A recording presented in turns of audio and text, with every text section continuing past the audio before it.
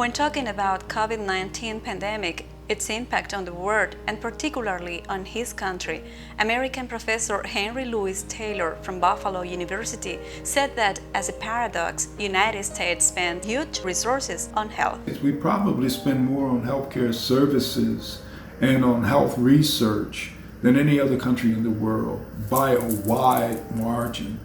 Yet there is a difference between investing in healthcare services and in medical research and the improvement of the quality of health among the members of your population. Dr. Taylor insisted that despite these big amounts of money, the result is not good at all, especially among African Americans.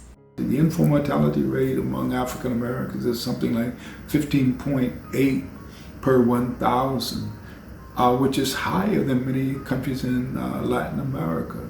And I think it's much higher than the rate in Cuba, which is only, as I remember, about 4 or 5%. I think the reason for this is in places like the United States, the emphasis on healthcare is the production of profits.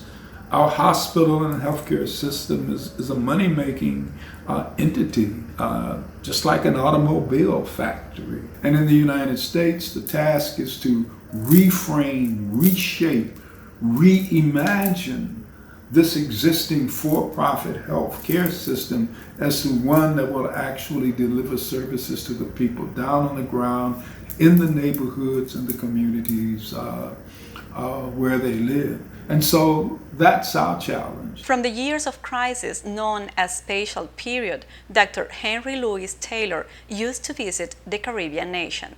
In the years that I've been going back and forth to Cuba, I spent much of my time studying the healthcare system under Fidel Castro.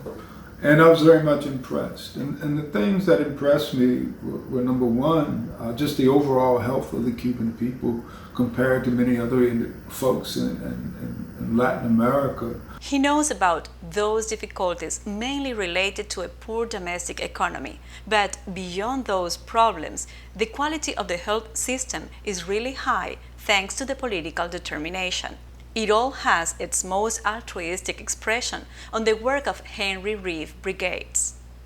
I think that's a wonderful Cuban story, and it reinforces, I think, the power of medical diplomacy in Cuba that creates that situation where that nation is attempting to demonstrate its friendship not through words, but through actual efforts to improve the lives of people down on the ground. Professor Taylor dreams living in a land without borders, where our America is that place the Cuban national hero Jose Marti envisioned many years ago. Madeline Ramirez for the Caribbean Channel Cuban Newscast.